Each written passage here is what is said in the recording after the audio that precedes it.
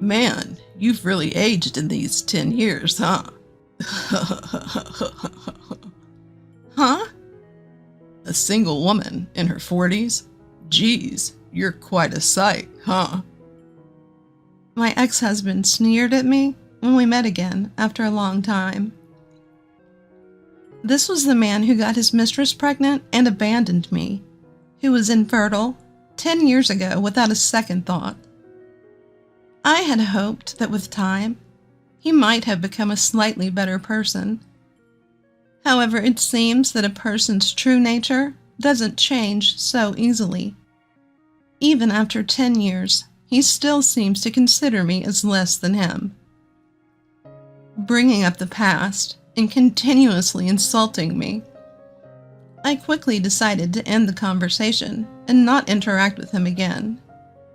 The very next moment, I unexpectedly achieved my revenge against my ex-husband. My name is Maria Garcia, and I am 30 years old. I work at a publishing company, and despite being busy with work every day, I lead a fulfilling life. My husband's name is Tim, and he's 32 years old. We've been married for 3 years now, but we don't have any children yet. It's not that we don't want to, we just can't. At the start of our marriage, I wanted to have children right away. I've always loved children and wanted to experience childbirth and raising a child while I was still young. However, reality was harsh, and even after 3 years of marriage, there were no signs of us having children. In the first year, I didn't worry too much about it. I thought, we'll naturally get pregnant at some point. But as a year and a half passed, I started to feel anxious. There was no reason we couldn't conceive. We weren't using contraceptives. I clearly remember the feeling of my blood draining from my face when I realized this. What if it's my fault? What if I'm the one who's infertile? I feared that the value of me as a woman would vanish in an instant. In the end, I couldn't tell my husband how I felt and decided to go to a gynecologist. I was told that natural conception was impossible and had to undergo various tests. Some of these tests had to be done during my period, and some had to be done after it ended. As someone who was lacking knowledge about all this, the 2 months until the tests were over were really hard for me. I went to hear the results of the test with a prayer in my heart.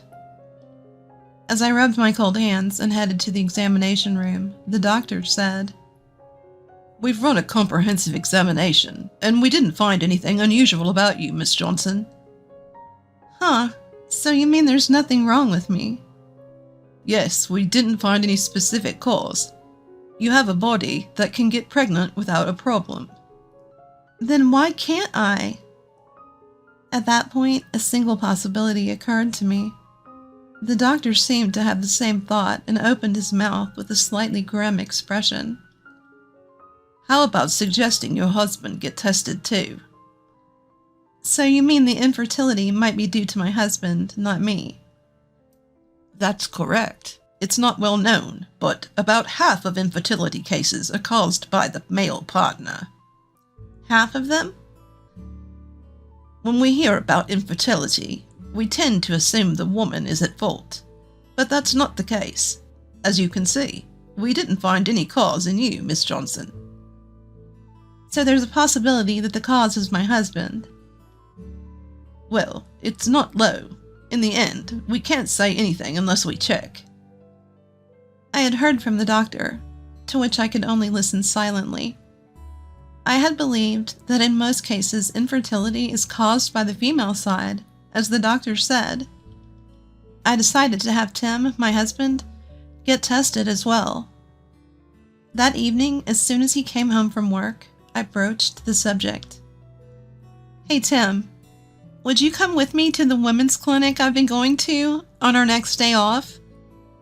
Huh? Why do I have to go? Actually, today I got the results of the infertility test. And there was no problem with me.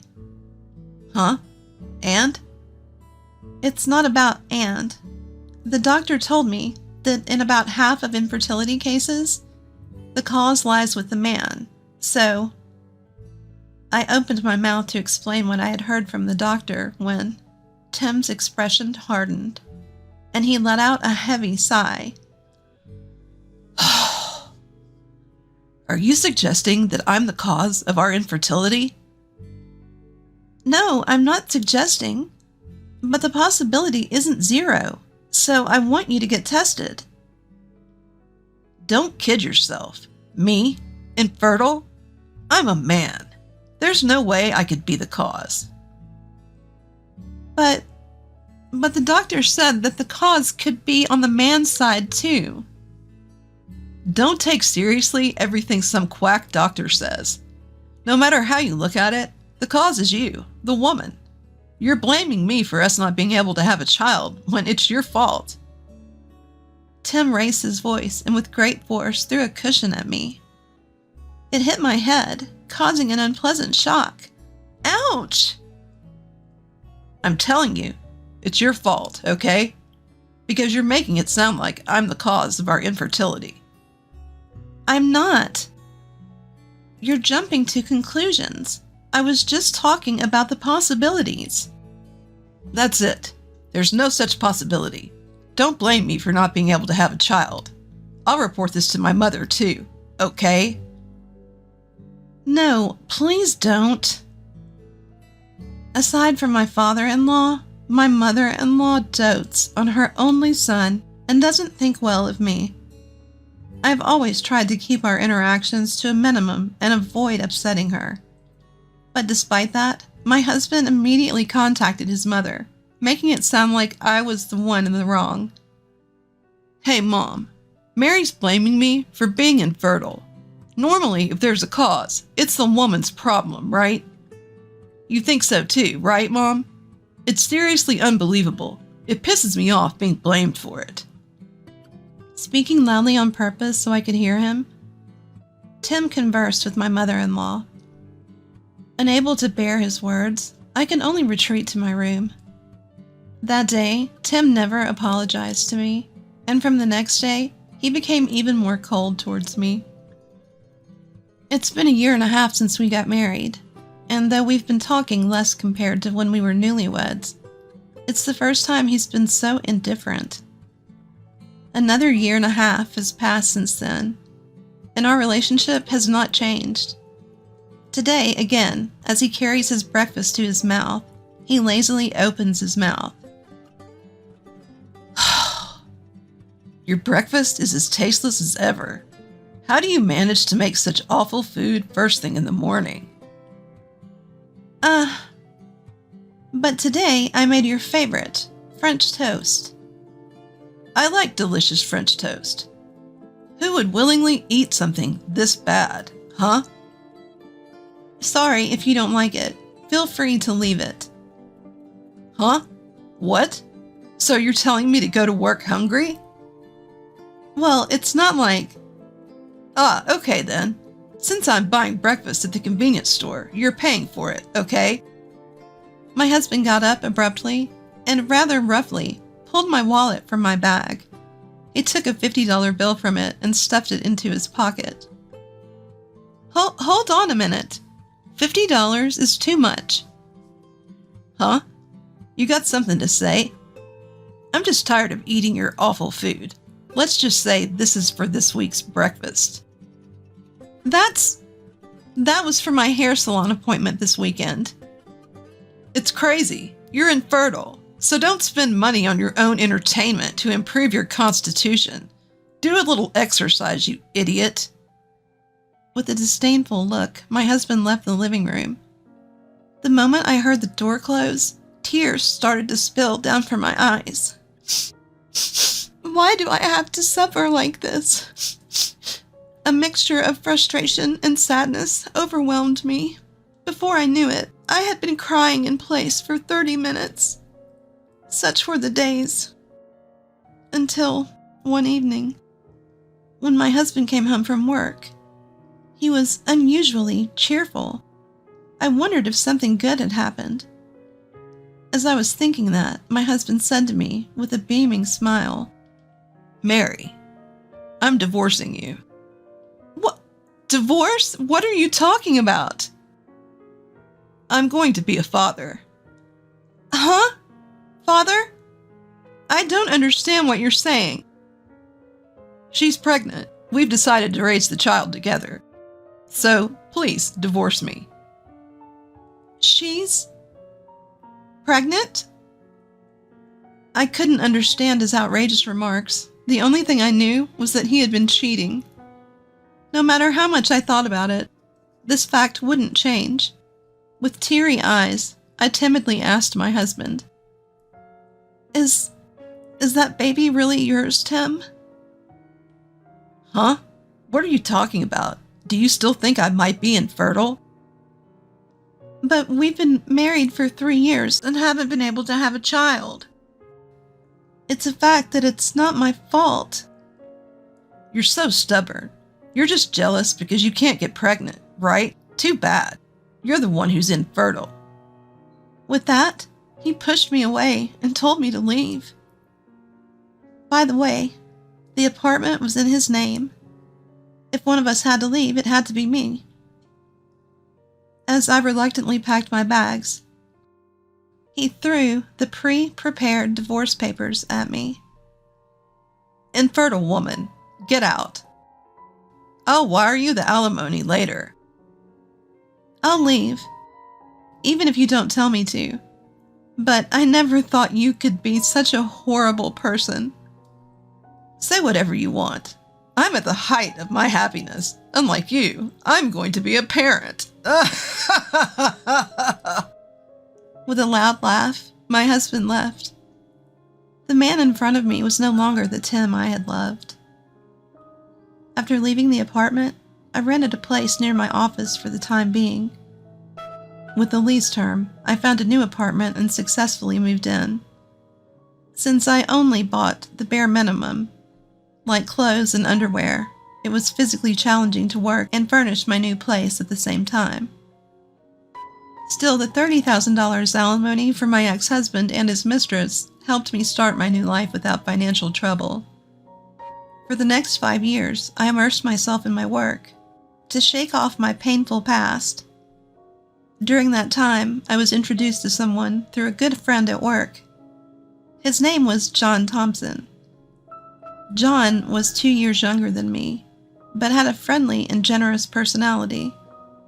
Like me, he had gone through a divorce, the cause of which seemed to be infidelity on the part of his ex-wife. Neither of us had children. We shared the exact same situation. Because of this, we were able to understand each other's pain. Eventually, our relationship turned romantic. After a year of dating, we happily became husband and wife. I now, Mary Thompson, became even more dedicated to my work. On weekends, my husband and I would go out, occasionally taking trips and savoring our second lease on life. And to my surprise, I discovered that I was pregnant on my 37th birthday. We had only been married for 6 months. The child we had wished for so much came to us easily. Tears welled up in his eyes, and he rejoiced from the bottom of his heart. Mary, thank you so much. I'm incredibly happy. I am also. I am so happy. I never thought I would become a mother. It might be tough because of our age, but I'll support you with everything I have. Let's do this together. Thank you, John. I'm really happy to become a parent with you. After that, just as he promised, John supported me throughout my pregnancy. He took over all the household chores that we used to share and did all the shopping. 7 months later, I gave birth to our daughter safely. It was the happiest moment of my life. Soon our daughter, Lisa, turned 3 and began to speak quite fluently. John was out for the day, so Lisa and I were out at the park. As I watched Lisa play in the sandbox, I heard a familiar voice. Is that Mary? What, Tim? It is Mary. Wow, it's been a while. The man standing there was my ex-husband, Tim, who had abandoned me. He grinned as he approached, peering into my face. "What are you doing here? Looking so down? Waiting to get hit on?" That's ridiculous. Please don't talk to me. "You've really aged in 10 years, haven't you?" What? "A 40-year-old single woman? Man, you look so miserable." My ex-husband slapped his hands together and burst out laughing. In front of him, I felt like a blood vessel had burst. I had just become happy. Why did he have to appear now, of all times? After all, it's because of him that I went through so much pain. I can't forgive him. Today, I'm going to say everything that's on my mind. I stood up, unable to control the anger rising within me. The reason for all of this in the first place is you. Just as I was about to shout at him, my daughter tugged at my clothes and asked with a puzzled look, "Mommy, who is this man?" "Ah, Lisa. Mom's friend." "Mom's friend. Hello." At the sight of my daughter calling me Mom, Tim's eyes widened. He approached me hurriedly with a flustered look. "Hey, what's going on here? She just called you Mom." "That's right. This girl is Lisa, my daughter." "What? There's no way that's possible. You were infertile." "That's what I told you 10 years ago, didn't I? The problem wasn't with me. I had tests done to prove it." "So this child, she's really yours?" "Yes, Lisa is undeniably my daughter, born of me." "No. It can't be. You were sterile." Tim's face turned a sickly pale color, distorted in shock. As he took a step back, I posed a thought to him. "Tell me, are you certain your children are your children?" What are you saying?" "Have you ever confirmed it? At least I believe that you were the cause of our infertility." "Stop it. That's not true. There's no way. After all, I'm still raising a child with her." "Well, doesn't it just go to show? It's not who bears the child, but who raises them. If you're not bothered by it." "There's no way that child isn't my own. There's no way." "Serves you right, to be made a fool of by her cuckoldry. Why don't you suffer for a bit?" Tim let out a strange yell and ran off somewhere crying. My daughter stared at me in confusion as I chuckled at his pathetic figure. "Mom, was that not a friend of yours?" "No, he wasn't. But you know what? I'm very grateful to him." "Grateful? Why?" "Because if it wasn't for him, I wouldn't have met you, Lisa." "Really? Then Lisa is also grateful." "That's right, Lisa. You are the treasure of me and your father." I opened my arms wide, hugging my daughter tightly as she leapt into them. I may have been a bit cruel to Tim, but honestly, I don't harbor much resentment towards him anymore. Thanks to his cheating, I was able to meet my beloved John and Lisa. It seems that Tim confronted his wife about their child afterwards. In the end, his wife confessed that she'd had relationships with multiple men at the time. Among them, she chose to marry Tim because he had a stable income. After a DNA test, it was revealed that Tim had no biological relation to the child. He also underwent an infertility test, and it turned out that he was infertile. In the end, Tim and his wife divorced. He was left completely despaired and developed a mistrust of people. He hasn't left his house since, with only his mother-in-law occasionally checking on him. He was also fired from his job, and there's still no prospect of finding a new one. As for me, my status at the company has risen, and I finally managed to secure a managerial position. My income is slightly increased, giving us more opportunities to go on family vacations. Every time I see the happy smiles of my daughter and husband, I can't help but feel my own happiness from the bottom of my heart. My decisions were never wrong. Only because of the hardships I faced can I now enjoy these blissful days. I won't look back at the past anymore. With my beloved daughter, my loving husband, let's move towards a bright future as a family of 3.